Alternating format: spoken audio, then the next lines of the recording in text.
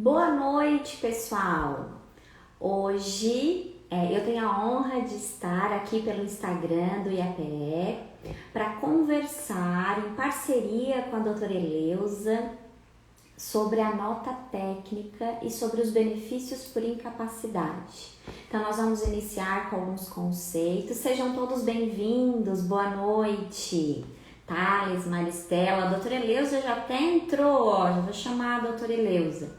Então, como eu estava mencionando para vocês, nós vamos conversar então sobre os benefícios por incapacidade e vamos introduzir a nota técnica 56.376. E essa nota técnica, pessoal, ela foi emitida no dia 16 de dezembro de 2020. Isso quer dizer o quê? Que essa nota técnica, ela vai pautar, então, os requisitos, né, que vão ditar, segundo o Ministério da Economia, Secretaria da Previdência Social, Subsecretaria do Regime Geral da Previdência Social. Então, para que a gente tenha algum requisito e algum parâmetro para caracterização do acidente de trabalho com relação ao Covid-19. Então, é um tema extremamente polêmico. Mandei o convite, doutora Eleusa, daí se a senhora recebeu, a senhora me avisa, senão qualquer coisa eu envio novamente. Então, como eu estava mencionando para vocês, mas nós temos uma série de situações com relação ao benefício. Ó, deu certo, doutora Eleusa. Tudo certo, doutora Eleusa? Conectou aí direitinho? Olha o desastre aqui em pessoa. Capaz, tá bonitona, de batom vermelho, toda chique. Eu estava mencionando para o pessoal que hoje nós temos a honra, né, de estarmos aqui presentes no Instagram do IAPE. Nós somos representantes, então, do IAPE. Eu sou representante aqui no sul de Santa Catarina. Meu nome é Michele Barreto Catânio, eu sou advogada há 15 anos e professora há 12.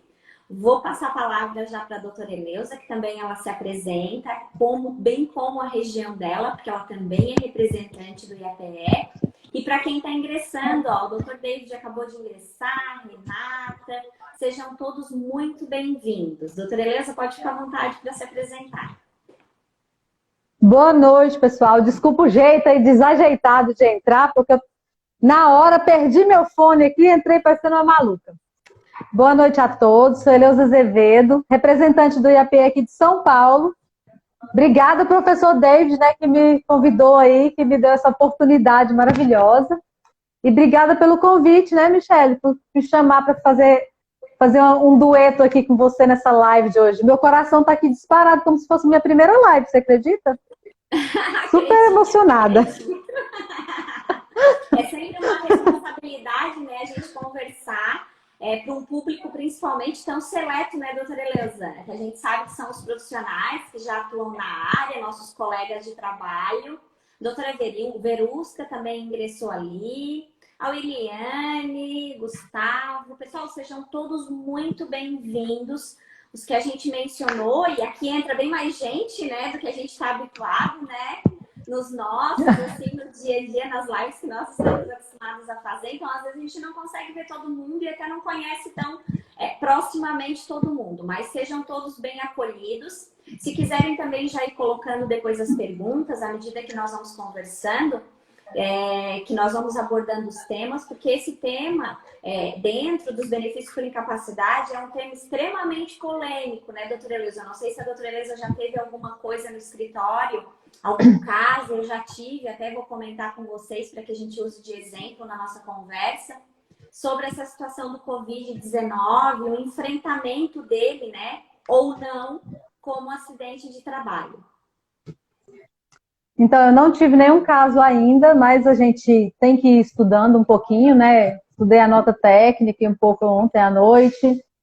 E ainda não tive caso, mas com certeza a gente vai ter muito caso, porque o pessoal ainda está, a gente está passando por aquele momento que as pessoas estão contraindo a doença, né? O vírus, mas ainda estão quietinhos em casa, está todo mundo se resguardando. Daqui a pouco, a hora que o pessoal começar a sair da toca, vai ter muito processo, né, Beijo pra todo mundo que tá entrando aí, gente. Professora Grace, ó. Beijo. Beijo, professora Grace. Seja muito bem-vinda à nossa conversa. Então, assim, o que vai influenciar a natureza com relação aos benefícios por incapacidade? Eu acho que é bem intrínseco a quase todos os benefícios. Ah, mas não é só relacionado ao auxílio acidente. Não tem como ser. Porque, de qualquer forma, sendo caracterizado, né, enquadrado como acidente de trabalho, a gente já vai mencionar, depois que a gente fizer uma introdução com relação às tabelas, com relação aos anexos, mas se for enquadrado como acidente de trabalho, a situação do Covid, necessariamente vai precisar ou não dessa carência, né? Então, na verdade, vai influenciar em carência, vai influenciar na qualidade necessariamente de segurado, né? Por quê? Porque a gente sabe que para o acidente de trabalho não é necessário nós termos a carência. Por exemplo, no auxílio-doença, aquela carência de 12 meses. Então, se a gente tiver um segurado no nosso escritório que não recebeu o auxílio-doença em virtude do Covid-19, mas depois nós conseguirmos, então, comprovar que esse Covid foi contraído em função, né, do seu trabalho e for caracterizado acidente de trabalho, até o auxílio-doença ele pode ser cobrado de forma retroativa, se às vezes naquele meio tempo, né, a pessoa ficou desguarnecida daquele benefício, justamente por quê? Porque sendo acidente de trabalho, sendo considerado doença ocupacional, não necessariamente acidente de trabalho, né? Ele não vai ter necessariamente uma carência. Então, tem vários aspectos, levando em consideração os benefícios por incapacidade como um todo, e não um apenas isolado, em que esses conceitos eles vão influenciar no nosso dia a dia. Nós acabamos de sair, então, de uma reforma, né, da Previdência Social, em que tínhamos uma análise ferrenha, né, de doença e incapacidade.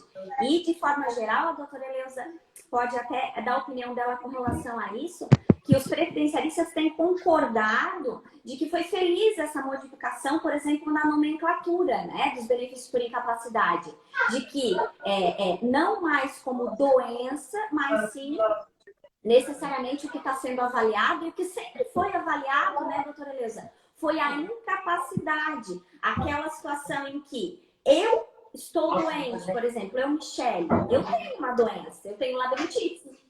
Mas a labirintite, ela não me incapacita no meu trabalho. Então, por isso que a gente considera que é muito feliz essa alteração, foi, né, muito feliz essa alteração de nomenclatura. O que a doutora Eleusa acha desse nosso início? Porque a nomenclatura foi um dos primeiros temas muito debatidos, né? Eu concordo plenamente com você, porque assim, até eu, quando comecei no direito previdenciário, tive a mesma dificuldade que muitos colegas, né, pela nomenclatura de auxílio-doença.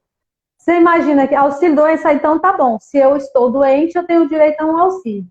Então, para saber diferenciar, né, entender, não, peraí, só o nome que é auxílio-doença, mas o benefício em si, ele não depende só da doença. Estar doente não quer dizer que eu tenho direito a um benefício.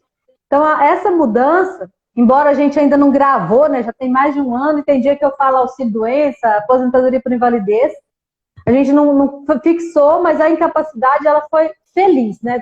Tem coisas felizes também nessa emenda constitucional aí, nessa mudança que nós tivemos, porque agora você não tem tanta aquela dúvida, né? Então tá, se a pessoa estiver incapaz para o trabalho, aí sim ela tem direito a um benefício. Você não vai ter mais aquela dificuldade de discernir a doença e a incapacidade, não vai ter que ficar naquela balança, não. Incapacidade não quer dizer que é doença, então a incapacidade, achei que foi bem feliz essa mudança. Com relação também, por exemplo, ao benefícios, eu comentei ali da possibilidade, né, desse resgate, por exemplo, de um benefício que não foi deferido em razão, por exemplo, do não atingimento da carência, que seria suprido, né, se fosse considerado, então, uma doença do trabalho, uma doença ocupacional, que daí nós temos lá, na Lei 8.213, nós temos, então, a partir do artigo 19, né, essas considerações, inclusive essa nota técnica ela traz, ela divaga, e ela pontua muito especificamente com relação ao artigo 20, parágrafo 2º. Mas eu considero também que até no parágrafo primeiro, que fala que a própria epidemia, de forma geral, não seria considerada, depois eu acho que até cabe uma leiturinha desses dois incisos para a gente fazer depois, mais para frente, essa diferenciação. Mas então, tenho essa pessoa, recebeu esse auxílio-doença, né? Já indo para uma outra situação. Eu atendi um senhor semana passada que ele recebeu, né, o benefício. Ele era um caminhoneiro, né? Viajando naquela época de pandemia, logo em março, abril do ano passado. Então, ele continuou viajando e mais ou menos ali pelo mês de julho, ele começou a se sentir mal durante a viagem, né, que ele estava fazendo. Oi, doutora Gustavo, doutora Priscila, vou pedir uma vênia aqui para o pessoal. Nossa presidente aí, né? A nossa presidente, doutor Hélio, né, que é o nosso representante, então, o fundador, né, do IAPE. Muito obrigada pela presença de vocês. Não sei se a doutora Helena também gostaria de cumprimentar. Beijo, muitos beijos, né, doutora Helena? Estou aqui mandando beijo, tá? Então, com relação a essa situação específica, né, desse caminhoneiro, então, que foi durante, não só ele, como foi a nossa situação, né, do Brasil todo, que apesar de que nós estávamos clausurados, né, nos resguardando na medida do possível dentro de casa, mas nós tínhamos que receber comida, nós tínhamos que receber, então, o material de forma geral para a nossa sobrevivência. Então, esses profissionais tiveram um papel de fundamental importância. E eu fiz esse atendimento semana passada que me chamou muita atenção. Por quê? Porque ele, então, teve o auxílio-doença concedido, mas, ao mesmo tempo, ele estava dentro desse caminhão com a esposa dele, né? Que não foi considerado acidente de trabalho, tá? No caso dele, só ficou realmente com o auxílio-doença comum, né?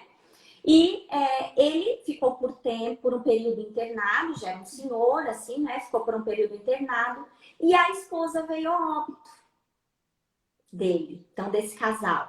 Aí ele me procurou, né? Que ele teve alta e tal, então ele quer restabelecer o benefício dele, até chorou muito, contando, né? Mencionando a situação da esposa. E daí a gente já faz previdenciarista, né? Já vai fazer aquelas perguntas, mas isso é beneficiária. Mas ela contribuía, o senhor já está recebendo pensão por morte. A gente já vai, né, destrinchando o negócio. Né? Já vai fazendo uma investigação total, né? A gente vira o povo do avesso, né, tadinhos. Mas daí ele comentou, então, que ela, na situação dele, ela não contribuía, né, mas que ela estava e ficou bem característico, assim, que ele viajava, assim, para Nordeste, ele viajava, aqueles caminhoneiros, né, que viajam para o Brasil todo. Então, que ele pegou que foi bem lá no início, então, que ele pegou esse problema de saúde durante a viagem, né? Então, até que ponto isso pode ser considerado ou não, que eu mencionei até no meu feed durante a tarde, uma doença ocupacional. Então, vai ser um tema muito, muito polêmico. Por quê? Porque nesse caso em especial, ainda não gerou problema só para ele. Ainda gerou o óbito da esposa dele. E se ele puder converter, então, esse auxílio-doença que ele recebeu naquele momento em um auxílio-doença por doença ocupacional. Por que eu estou dizendo isso para vocês? Porque por que ele veio me procurar? Porque ele ainda está com problema de saúde, ele está com sequelas do Covid. E não é nenhuma nem duas pessoas que ficaram com sequela. Eu imagino que a doutora Helena também deva ter contato, né? No caso dele, ele ficou mais na parte respiratória, ele disse que está com muita fraqueza ainda. Mas eu tenho conhecimento de pessoas que tiveram que reaprender a andar, tiveram que reaprender a falar aqui na minha região. Então, cada organismo teve uma resposta diferente com relação a esses sintomas. Então, eu gostaria também de saber a opinião da doutora Eleusa sobre uma situação tão conturbada, que depois a gente já faz uma pontuação com relação a essas conversões que vão ajudar lá nos nossos processos também. Vai dar bastante pano para manga, né? Vai. A gente está aí vivendo um momento que é bem atípico, né? Porque cada pessoa, eu tive assim, falando, né, com as pessoas, cada pessoa ela tem um sintoma, um tipo de sintoma, que não é um sintoma igual para todo mundo, e também as reações, né, depois são diferentes. Tem gente que sente fraqueza, A minha cunhada, por exemplo, ela ficou com a pressão nas alturas e não volta mais. A pressão dela ficou alta e não volta. O sintoma que ela teve foi de pressão muito, muito alta. Então a gente vai ter que fazer aí vai ser um benefício, né, para configurar aí esse acidente de trabalho, né, bem complexo em razão de porque se não é uma sequela única, não é uma forma única que o vírus se manifestou e tem se manifestado, né? Cada pessoa se manifesta de uma forma e cada um fica com uma sequela de uma forma. Um que não tem paladar, não sente cheiro, outro que está com a pressão muito alta. Tem pessoas que caminhar, uma colega minha, ela falou que se ela caminha 2 metros, ela tem que sentar, porque não consegue continuar caminhando. Senta, respira e depois caminha de novo. E com relação à conversão ali que eu estava mencionando ali para o pessoal, por que essa dica também da conversão não é necessariamente só por esse exemplo que eu mencionei para vocês, mas também no dia a dia nós temos algumas situações em que as pessoas vêm nos procurar e querem caracterizar, né, esse acidente de trabalho, mas nós temos que observar também como é que foi a concessão do auxílio-doença dele, porque justamente hoje nós temos a possibilidade de pedir diretamente o auxílio acidente, por exemplo, né? Depois nas sequelas, né, doutora Leusa? Mas nós não tínhamos essa possibilidade anteriormente. Então, logo depois do auxílio doença, se fosse o caso, era concedido então o acidente de trabalho, né? O auxílio acidente de trabalho, que é a incapacidade temporária agora, né? Mas se isso não ficou caracterizado lá no início, então necessariamente vocês teriam que, ao ingressar fazendo esse requerimento, pedir essa conversão, para que depois lá, quando essa pessoa passar por perícia técnica, né, para realmente identificar se trata-se de uma doença ocupacional, que seja tendinite, bursite, que seja o próprio Covid, né? Então, que fique caracterizado e já muda também com relação agora, posteriormente, à reforma da Previdência, dos percentuais também de caracterização no cálculo necessariamente, né, doutora Eleusa? Porque a gente sabe que se tratando, né, apesar de que aquela desconsideração, né, dos 20% já não cabe mais para nenhum benefício, né? Então, a média aritmética lá de julho de 94 para cá, até necessariamente essa média geral vai ser de 100%, só não vai mais desconsiderar, né, os 20%, isso até mesmo quando se tratar de acidente de trabalho, mas quando a gente fala dos demais benefícios, por exemplo, se repercutir numa aposentadoria por invalidez, que seria, no caso, a nossa aposentadoria por incapacidade permanente agora, então essa média, por exemplo, inicia de 60%. E se tratar de acidente de trabalho, que algumas situações, aqui também a gente verifica que na minha região, que o Covid impossibilitou, que a gente não sabe necessariamente se essa pessoa vai conseguir retomar sua vida normalmente. Ainda existem aqui pessoas, eu não sei, né, na região de vocês, porque como bem a doutora Elisa pontuou, tem os mais variados sintomas, né, e reflexos no dia a dia. Pode haver sequela, como tem pessoas assintomáticas, mas eu tenho pessoas aqui que estão acamadas. Então, será que essa pessoa vai conseguir realmente, posteriormente, retornar ao trabalho ou não vai conseguir mais? E se ela não conseguir mais, não é interessante, então, principalmente posteriormente à reforma da Previdência, verificar a situação de uma pontuação, de uma caracterização do Covid, então, como um acidente de trabalho, para que essa aposentadoria por invalidez ou mesmo aposentadoria por incapacidade permanente, ao invés de iniciar em 60%, se for o caso para essa pessoa, iniciar, né, com 100% dessa média aritmética, então vai influenciar de forma geral nos benefícios como um todo, né, doutora Eleusa? Nos cálculos, porque se tratando de acidente de trabalho, eu lembro que o doutor Hélio, em uma dada live, ele mencionou quando a gente estava, né, nas MPs, porque teve a MP 927, que foi a originária, né, no artigo 29, lá que trouxe essa discussão se o Covid seria ou não, né, esse acidente de trabalho, apesar de que não foi convertida em lei, e ela depois acabou caindo, né, e na 936 tínhamos essas ponderações na esfera trabalhista.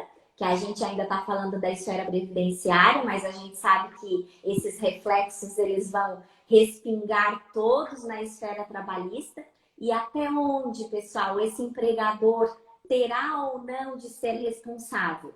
Porque se for enquadrado como acidente de trabalho, por exemplo, esse caminhoneiro, né, que estava em viagem e contraiu o vírus, em que a sua esposa chegou, né, ao falecimento, será que esse empregador teria responsabilidade, inclusive, sobre uma morte de um familiar? Vocês olham como dá para divagar e depois, posteriormente, claro que agora nós estamos meio no olho do furacão ainda, né? A pandemia ainda não se acalmou, nós estamos ainda aguardando a doença, está todo mundo ainda muito mais preocupado com essa situação da saúde do que da situação indenizatória, mas nós, como profissionais da área do direito, nós já começamos a pensar, então, as nossas cabecinhas.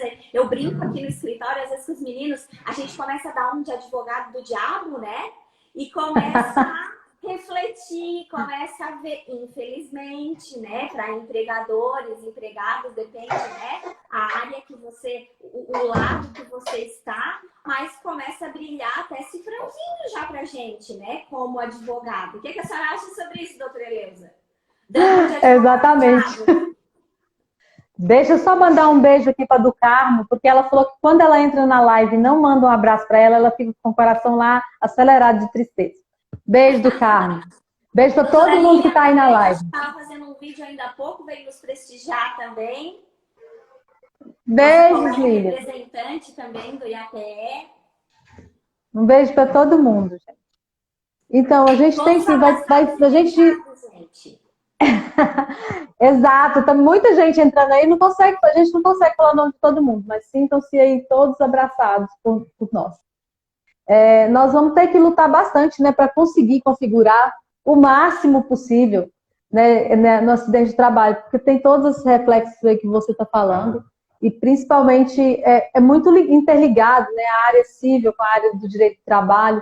Então, imagina, se você consegue configurar, e nesse caso que você já tem aí, você vai ter uma indenização, né? Uma indenização civil, vai ter um benefício que vai majorar o valor dele, né? Porque se a pensão, se um benefício que saiu de 60%, você consegue configurar um acidente do trabalho, ele passa, né, para 100%.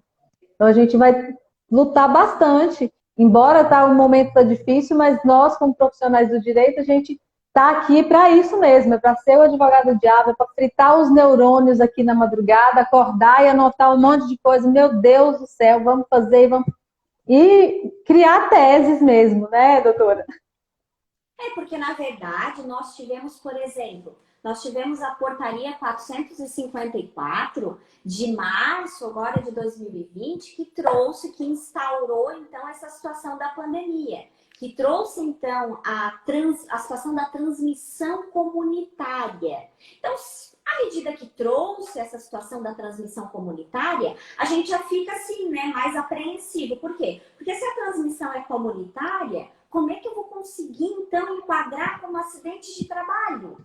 Como é que eu vou colocar lá no artigo 20, no parágrafo 1º, ou no parágrafo 2º, dizendo especificamente, né, que essa doença foi aqui ou ali, né, que houve a contaminação? Porque à medida que eu instaurei a transmissão comunitária da portaria, né, já lá inicialmente, no início lá da pandemia, então essa situação, ela já... por assim dizer, a presunção é de que não seja, né? Isso a própria nota técnica que eu mencionei para vocês, 56.376 agora de 2020, foi publicada agora em dezembro, finalzinho de dezembro. Então, ela trouxe essa polêmica e mencionou essa caracterização e requisitos e mencionou, então, que o principal é de que, inicialmente, quando você olha, você não vai caracterizar como acidente de trabalho. E amarrou, a própria nota técnica amarrou com o quê?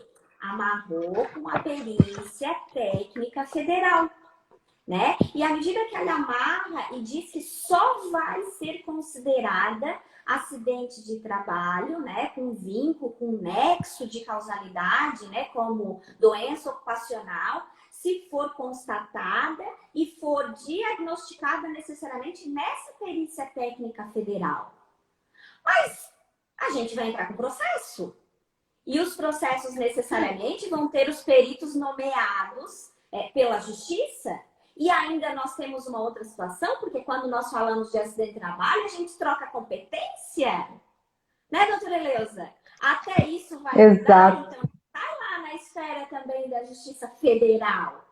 Né? Então tem uma série de situações que, se nós conseguirmos trazer pelo menos os requisitos básicos desse enquadramento, a gente consegue mudar uma série de situações desse pleito, né? Que posteriormente provavelmente vai ser judicial. Eu imagino que, eu estou aqui viajando, mas eu imagino que isso, muito pouco disso vai ser reconhecido na esfera administrativa. Até porque, né, a gente sabe de todo o contexto que isso envolve, né? Eu não sei qual a opinião da doutora Eleusa com relação a essa diferenciação. Como é que a senhora acha que vai... Porque até agora eu não vi nada sendo enquadrado como doença ocupacional vindo do INSS. Eu não sei se a senhora teve algum conhecimento diferente com relação a essa situação. Não tive nenhum conhecimento, assim, os casos que o pessoal comenta que não teve nenhum caso que foi reconhecido, caso de Covid especificamente, como acidente de trabalho, porque o que tem, as justificativas são maiores. Por exemplo, numa cidade grande, você vai para o trabalho de ônibus, então dentro do ônibus você está lá com um monte de pessoas. Então, a dificuldade que vamos enfrentar aí, que estão enfrentando, né, os peritos, é de como que eu vou classificar que essa doença foi adquirida no trabalho, se essa pessoa sai da casa dela, entra num ônibus lotado ou no metrô lotado, né? Porque a grande maioria vai se locomover assim nos meios de transporte, que São Paulo, por exemplo, não teve nenhum momento que você via os meios de transporte vazios. Ele está sempre lotado, não mudou. Eles não colocaram mais contingente de ônibus, não mudou, melhorou o horário de metrô, passou de 3 minutos para 2 minutos, continua tudo cheio. Então a gente vai enfrentar muita dificuldade aí nessa diferenciação, né, nessa classificação do acidente de trabalho. Mas, como operadores do direito, nós vamos buscar, se não deu certo no administrativo, que com certeza se tiver algum caso, vai ser, né, uma sumidade aí, mas vamos buscar no judicial e tentar, pelo menos, né, nas profissões que já tem uma ligação direta, como os profissionais da saúde, né, as pessoas que elas têm obrigação, que são os serviços essenciais, esses eu penso, doutora, que o enquadramento vai ser mais fácil, porque eles estão ali dia a dia, não pararam, não está igual nós que tivemos um tempo que ficamos em casa, a gente teve, mas os profissionais que exercem né, na saúde, supermercado, que não parou hora nenhuma, esses, do meu entendimento, eu classificaria como acidente do trabalho. Mas vê só, doutora Eleusa, eu estava pensando hoje à tarde, até eu manifestei no feed, que assim, ó, se nós formos pensar por essa situação do contato, né, com outras pessoas, o atendimento ao público. Eu sei que São Paulo acabou ficando fechado por um período muito maior, né? Mas aqui em Santa Catarina, a gente ficou fechado efetivamente por 3 semanas. Fora isso, a gente funcionou normal. Foi as 3 semanas lá de março, inclusive. A gente não ficou por todo o período. Então, o que aconteceu em Santa Catarina, eu não conheço a realidade de todos os estados, né? Mas o que aconteceu em Santa Catarina, provavelmente aconteceu em outros estados também. Eu sei que São Paulo foi por meses, né? Essa situação perdurou por meses. Até julho a gente não podia entrar no prédio. No meu prédio, por exemplo. E essas pessoas, por exemplo, vou ser advogado do diabo até comigo, né? Porque só com os outros, que injustiça, né? Então, aqui o meu escritório ficou fechado por 3 semanas. E depois ficou aberto normal. Eu continuei, claro, com os cuidados, recomendações, tudo direitinho, máscara, como manda, figurinha e OAB. Só que a gente fez o quê? A gente atendeu o público. E eu tenho mais 8 profissionais aqui que são advogados e fazem atendimento aqui no meu escritório, que também fizeram atendimento ao público. E daí? Se essas pessoas, né, chegam a contrair ainda, né, porque ainda há a possibilidade, o Covid e ficam, né, acometidas de algum problema de saúde. Porque o atendimento ao público, de forma geral, a mesma coisa que o caminhoneiro está lá entregando as coisas, na mesma coisa que o supermercado, né, a caixa está lá tendo contato com as pessoas, o fluxo é maior, com certeza, né, o fluxo da caixa é bem maior do que no escritório. Só que mesmo assim não deixa de ser atendimento ao público, não quer dizer que todas as pessoas que foram atendidas não estão contaminadas. E daí? Para os empregadores de forma geral, para o Brasil todo, né? Então, olha a magnitude do problema que nós estamos na mão, sabe? Porque, claro, que muitas pessoas passaram ilesas. Eu, graças a Deus, nem presta a falar. A gente até bate na madeira, né? Eu não peguei, né? A senhora também não, eu imagino que não, né? Já bateu em seguida. Mas, assim, algumas pessoas que eu conheço pegaram, contraíram o problema, né? O Covid, só que passaram, né? Bem tranquilas, assim. Tem pessoas até que assintomáticas. Mas e essas que ficaram com sequelas? E essas que morreram? Daí? Como a gente interpreta isso? Até que ponto nós podemos considerar que essa pessoa pegou ou não o vírus aqui, no atendimento ao público do meu escritório, ali no atendimento do caixa do supermercado, ou não? Ou necessariamente algum membro da família dele tinha e passou. Por quê? Porque na portaria 454 disse o quê? Que a contaminação era comunitária, a transmissão era comunitária. Então, assim, fica essa reflexão muito forte. Eu acho que aqui, já cabe a gente dimensionar ali o artigo 20 da 8.213, que a portaria trouxe o artigo 20, pessoal, como principal base do enquadramento. E essa portaria foi uma regulamentação, inclusive, né, da própria Secretaria da Previdência Social, para incorporar e para principalmente dimensionar o que seria esse acidente do trabalho no que tange ao Covid-19, tá? Traz o quê? Que o artigo 1º, ele traz dizendo o que não caracterizaria necessariamente esse acidente, seria ou não, né, considerada essa doença do trabalho. Na linha D, diz assim, ó, a doença endêmica, já vamos no ponto cerne nosso, né? Adquirida por segurado habitante de região em que ela se desenvolva, ou seja, o mundo inteiro, né? Porque a pandemia é mundial, então aqui já não deu. Aí vamos pro salvo, né? Aqui já não deu. Mas eu até... Oi. É que eu estava estudando aqui esse artigo bastante, né? E aí eu tive a endêmica e a pandemia tem uma diferença, né? Mas pode continuar, depois a gente fala, só para o pessoal ficar curioso. Depois, doutora Eleusa. E daí salvo a comprovação de que é resultante de exposição ao contato direto determinado pela natureza do trabalho. Então, esse é um primeiro sinalzinho de que é possível, né, fazer algum tipo de enquadramento. E o artigo 2º, que é o que propriamente dita essa nota técnica traz como referência, em caso excepcional, constatando-se que a doença não incluída na relação prevista nos incisos 1 e 2 desse artigo resultou das condições especiais em que o trabalho é executado e com ele se relaciona diretamente à previdência social, deve considerá-la acidente de trabalho. Então, aqui, ó, as condições em que esse trabalho está sendo executado relacionado ao acidente de trabalho, doença ocupacional no nosso caso aqui, né? E o estabelecimento desse nexo causal. Mas vocês olham que mesmo assim fica a subjetividade, porque o motorista está lidando com pessoas, o atendimento está lidando com pessoas. A gente sabe que na área da saúde, como a doutora Eleusa mencionou, os médicos estão lidando com pessoas não só contaminadas, mas mesmo quem está lá, né? Que não está tratando necessariamente das pessoas contaminadas, mas está próximo a essas pessoas. Quer conceituar, doutora Eleusa? Da diferença aqui? Da diferença pessoal. Eu anotei, gente. Eu fiz até escolinha, porque fazer live com professora a gente tem que estar afiado. E aí eu estava olhando essa diferença do endêmico, né? Endêmico. O endêmico é numa região específica. E a epidemia, ela é espalhada por qualquer lugar e por todos os lugares. Nós estamos vivendo a pandemia porque está mundial.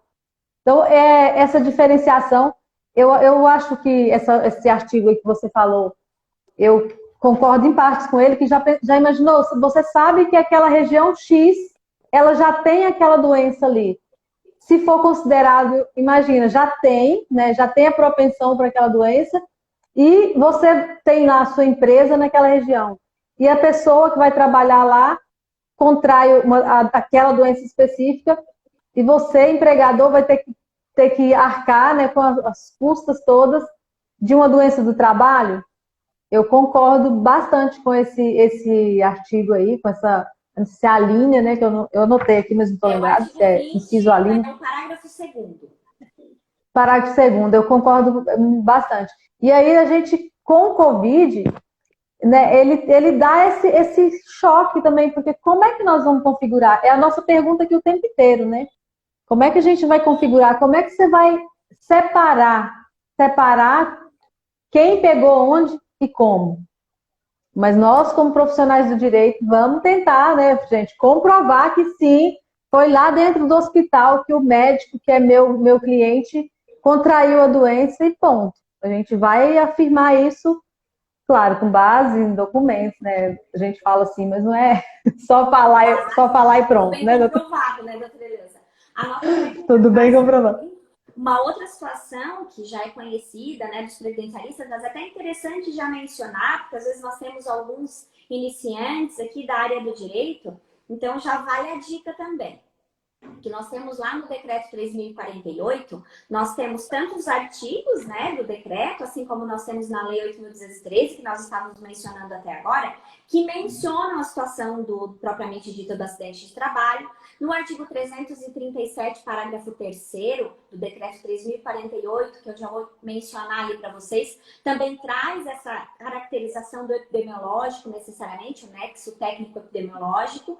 Mas, além disso, a dica é que nós temos os anexos, então, do decreto 3.048, que vão servir, então, para dimensionar e nos auxiliar os profissionais de direito como um todo, para dimensionar um pouco mais esse contágio, tanto do Covid e demais doenças relacionadas ao trabalho, quando nós falamos do anexo 2, né, que nós tratamos principalmente, daí se tratando aqui do Covid, eles falam principalmente da linha C, né, mas que trata do CNAE, que é onde a gente verifica necessariamente que aquela numeração, né, que traz do CNAE, ele faz referência ao nicho técnico que aquela empresa, né, que aquele empregador está trabalhando, então que direciona, mas a gente sabe que numa situação de pandemia também, esse direcionamento na área da saúde vai ser um pouco mais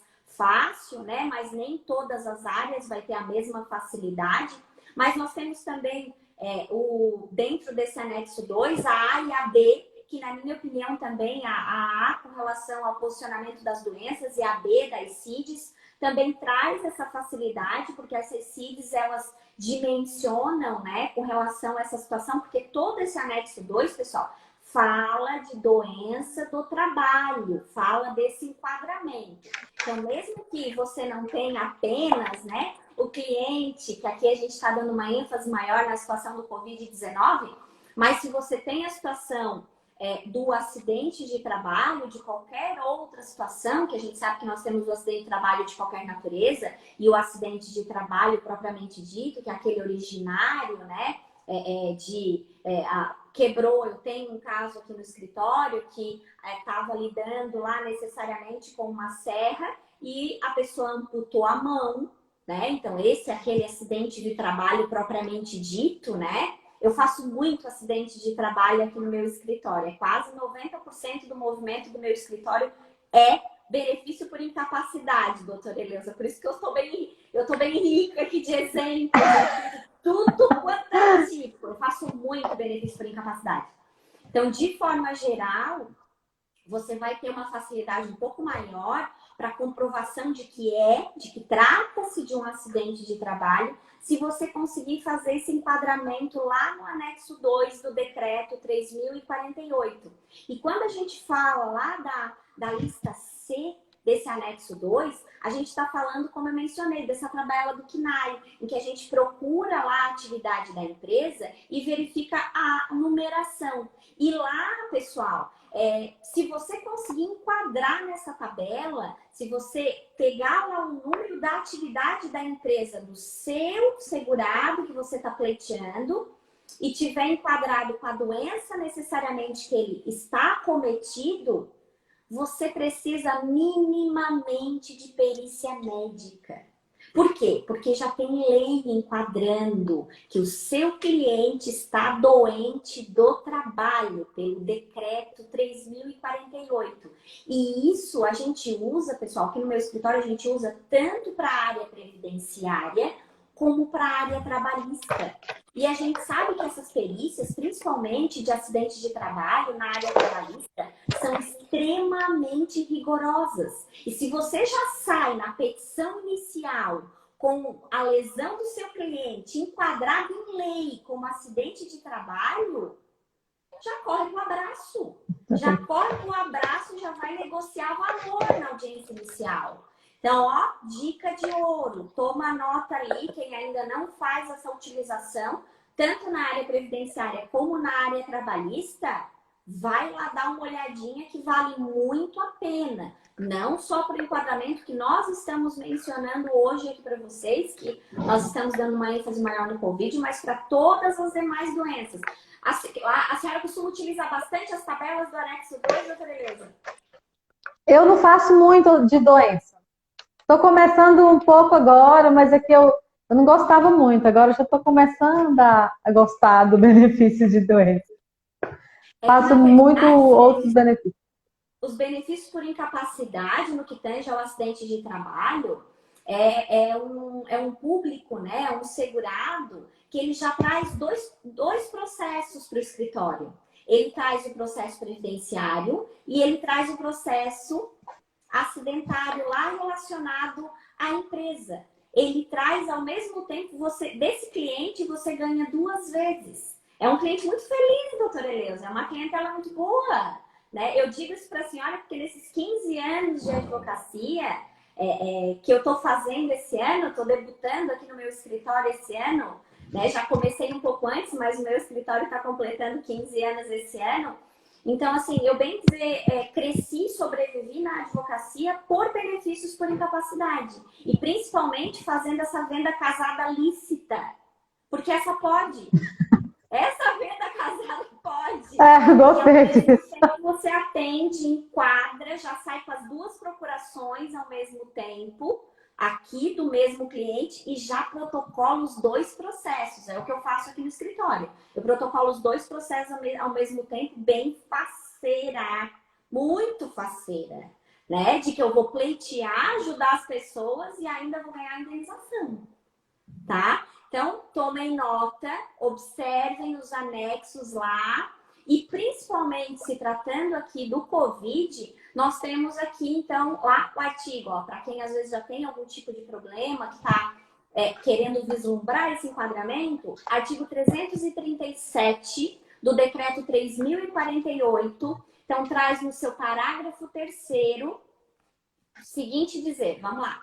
Considera-se estabelecido o nexo, porque aqui a gente já está na parte de comprovação de nexo, tá? Inicialmente a gente estava vendo o enquadramento, como podia, se podia, quando podia, né? A situação da carência, competência, a gente abordou. Então, nexo entre o trabalho e o agravo, quando se verificar o nexo técnico-epidemiológico, que a gente acabou de mencionar, que é o enquadramento lá no anexo 2, entre a atividade da empresa e a entidade mórbida motivadora da incapacidade, ou seja, a doença a qual o seu cliente está acometido. Então, basicamente, pessoal, vocês podem ter, por exemplo, aquele cliente que eu mencionei para vocês anteriormente. Ele não morreu, a esposa dele morreu, coitada, né? Mas ele não morreu.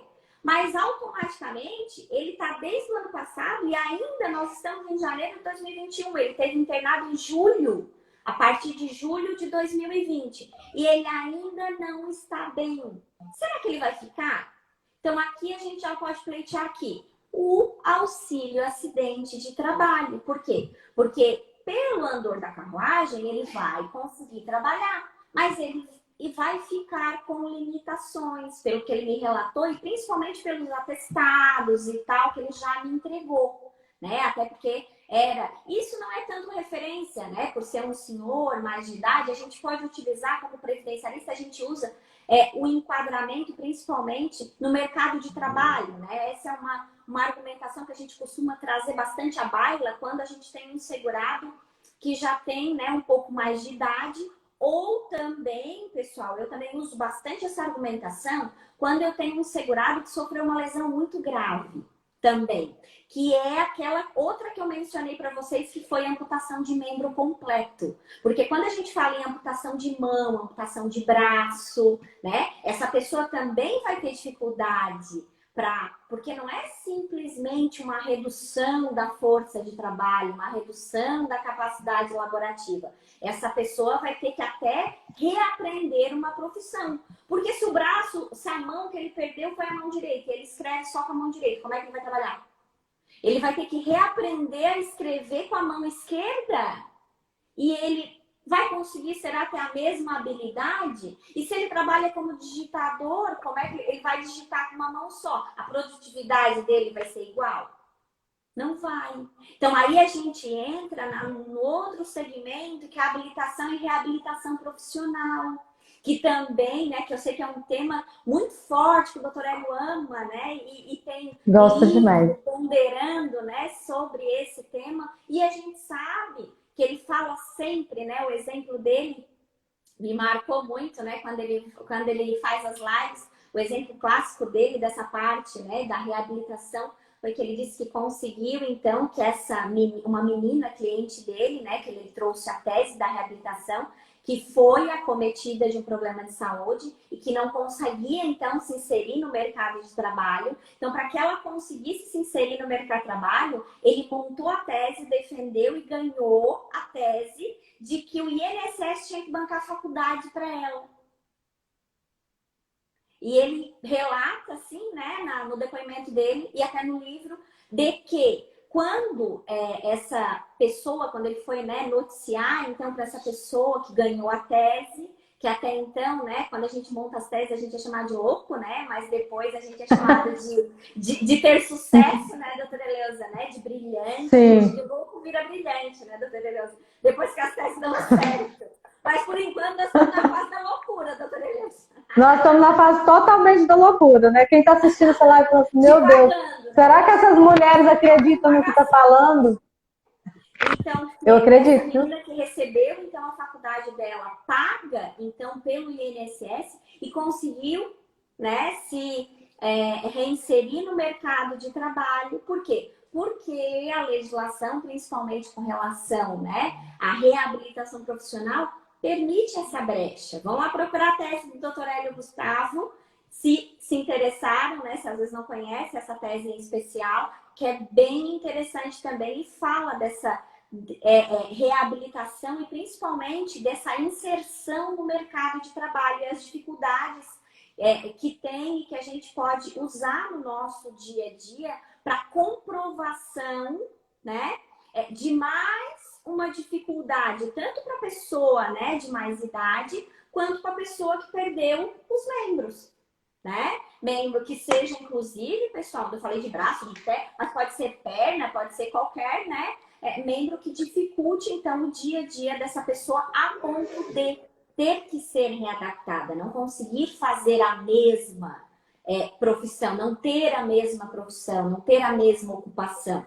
Então, o mercado de trabalho também é um outro requisito que vale muito a pena vocês verificarem e investirem nessa fundamentação. Por quê? Pessoal, com isso, o que eu consigo muito nos processos aqui do escritório? Cercar o processo, para que não fique só na mão dos peritos essa decisão.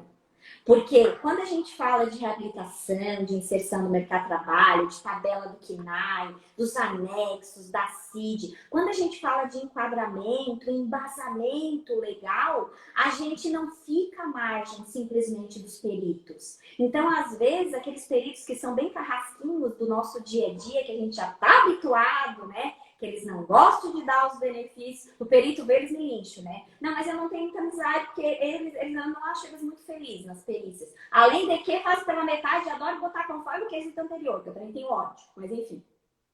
Não sei na sua região se eles são mais completos, mas aqui eles, né, tem alguns que são, mas nem todos. Mas assim, de forma geral, eu não deixar de falar mal dos outros, porque senão a gente já pega ódio do povo aqui. Se né? for falar de perito aqui, nós vamos ficar aqui 3 horas. E nós vamos falar tudo coisa ruim, e nós queremos falar coisa boa, dar ideia boa pro povo, né, doutora Helena? Exato. Então, com relação a essas dicas, esses itens que nós estamos, esses requisitos que nós estamos conversando, eles servem para que não só no Covid-19, mas nos demais, né, nos demais enquadramentos de doença ocupacional, de acidente de trabalho, ou mesmo da doença equiparada a acidente de trabalho, que são as leras, bursite, a tendinite, né, de forma geral, para que a gente não fique na mão dessas criaturas, para que a gente já saia na frente deles. E pelo contrário, pessoal, se você enquadra no CNAE, você faz a pergunta, bem importante também, né, doutora Eleusa? Porque o povo não pergunta direito lá nos quesitos, né? Tem que perguntar conforme o número tal do CNAE, da tabela, do anexo, né? Faz o enrosco todo lá e diz assim: como está enquadrado no decreto 3.048, já configurado como acidentes de trabalho, o que o senhor considera desse enquadramento? Porque daí, se ele for contra o enquadramento, ele vai contra o legislador, povo. Estão percebendo que se ele for contra esse enquadramento do CNAE, ele vai contra o próprio legislador? Então, assim, ó, não vamos depender de perito. Então, é muito feliz, anota aí. Doutora Eleusa, não sei se quer fazer mais alguma consideração pontual, tem mais um monte de coisa aqui. O Wagner está dizendo que nós somos loucas geniais. Tá bom, já estamos mais felizes. Então... Já ajudou bastante, né?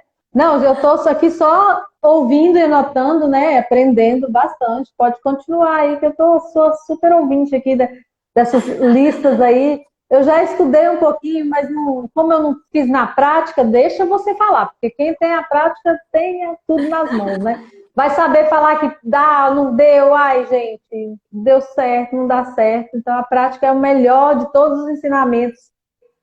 Vai lá, manda ver. É bem complicado, né, doutora Eleusa, lidar, vem esses laudos, vem esses quesitos, e a gente sabe que tem que ter cada vez mais amarrado, principalmente, né, não mencionando só o CNAE, mas as doenças profissionais como um todo, a gente tem que amarrar isso bem. E vocês anotem, pessoal, quem tiver com essa situação do enquadramento do Covid, essa nota técnica, eu vou colocar depois nos comentários, tá? 56.376, que ela traz os requisitos e ela traz essas ponderações e esses artigos, não todos, alguns a gente citou aqui aleatoriamente, então que pode ser utilizado para você amarrar um pouco mais, né? E já sair um pouco na frente com relação a esses enquadramentos de doença, né, do trabalho, com relação ao Covid-19, por exemplo. E vocês já pensaram naquele exemplo que eu dei para vocês? Olha o tipo, a outra já, né, volta lá no advogado do diabo. Os plim-plim já,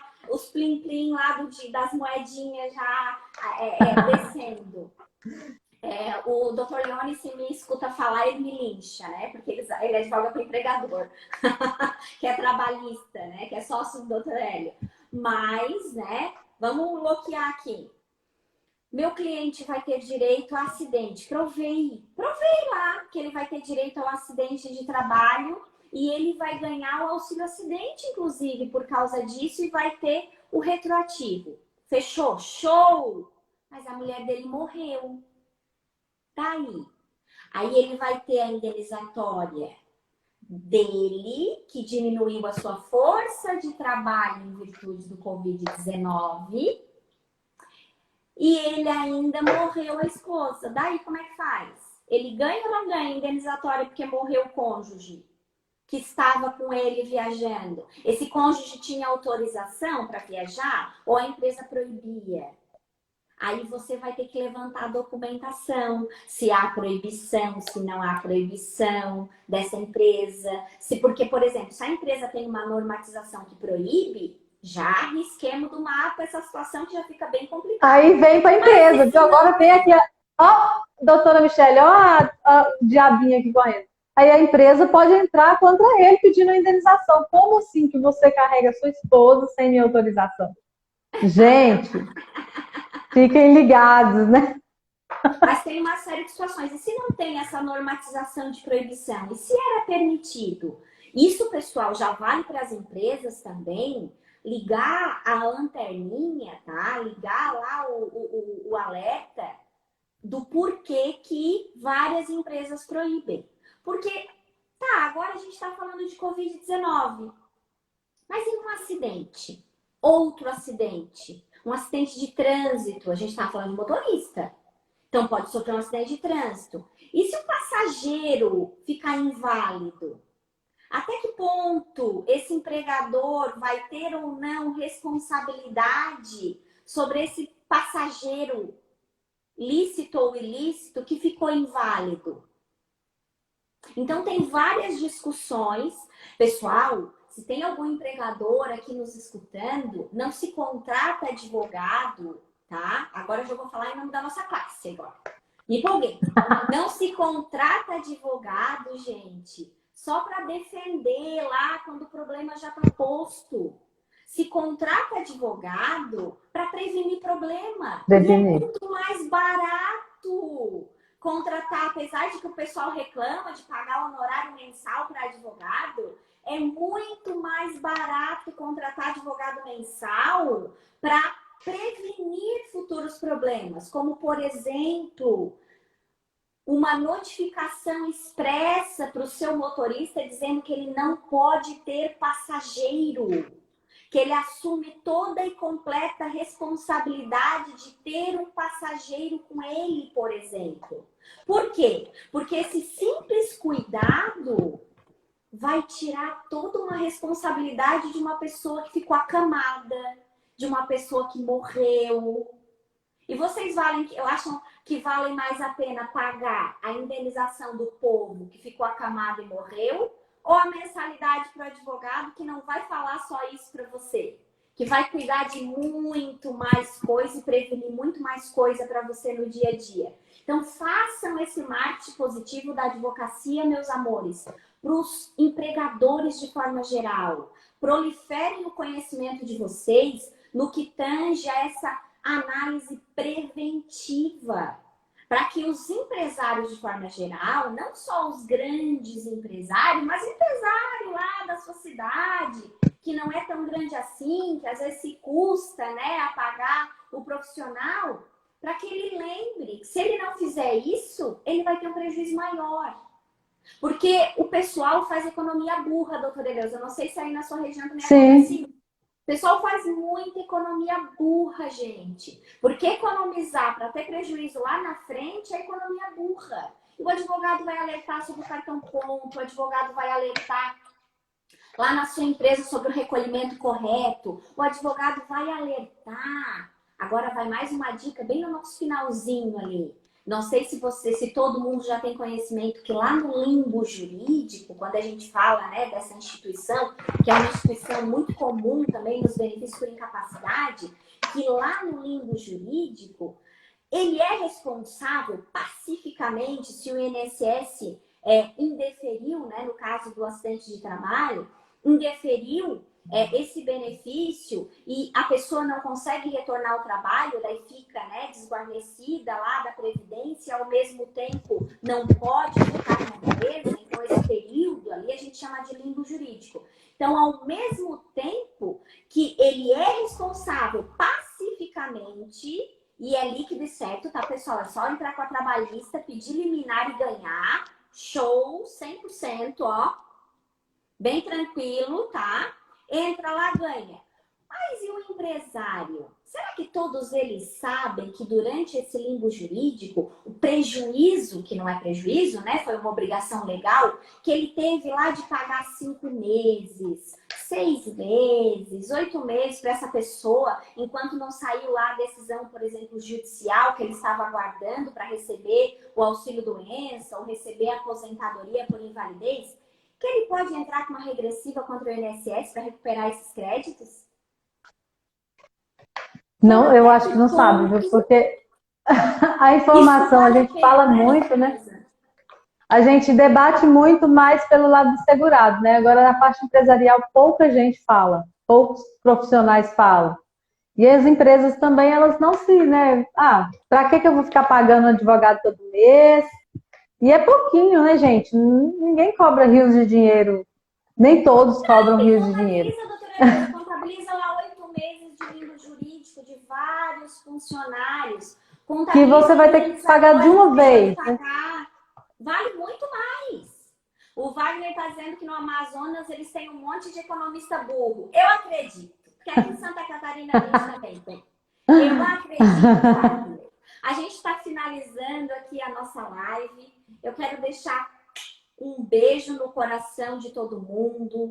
Eu quero agradecer a oportunidade de estar aqui no Instagram do IAPE. Fico muito honrada de estar em parceria. Agradecer a doutora Eleusa por ter aceito o meu convite de fazer parte, então, dessa parceria, dessa nossa conversa sobre os benefícios por incapacidade.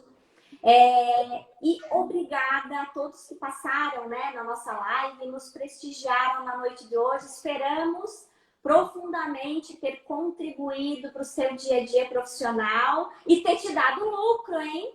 Tomara! Doutora Eleusa, fica à vontade. Gente, obrigada, né? Todo mundo hoje não consegui fazer um show da Xuxa aqui, porque a gente estava assim, numa live oficial do IAPE. E aí eu tive que ficar mais comportada, mas eu prometo que vou fazer uma live lá no meu perfil depois e vou fazer show da Xuxa, vou falar o nome de todo mundo e aí a gente vai se encontrar. Fiquei muito feliz, né, porque minha estreia em 2021, entrei com o pé direito com seu convite, amei fazer a live, minha primeira live de 2021 oficialmente, que eu fiz uma lá na roça, não foi uma live falando de direito, estava falando de outras coisas. Oficialmente com você, né? Uma queridíssima e que tem um conteúdo maravilhoso.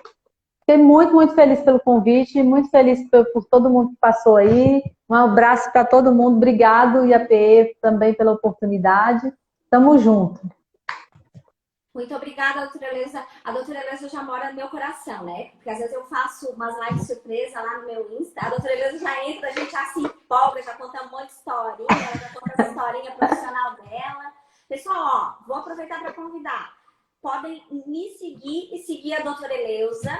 Ali a colega já está terminando, Bebel. Mas eu tenho alguns comentários sobre essa situação do limbo jurídico, recuperação, tanto no meu feed quanto no Telegram. Eu tenho até tese postada com relação ao limbo jurídico lá no Telegram. Se tiver curiosidade, eu separo mais alguma coisa com relação à nossa live de hoje, tá? Material. E eu vou postar lá no meu Telegram. Quem tiver interesse sobre o tema, fica à disposição. O Telegram, o ingresso lá é gratuito para consulta de todo mundo abertamente.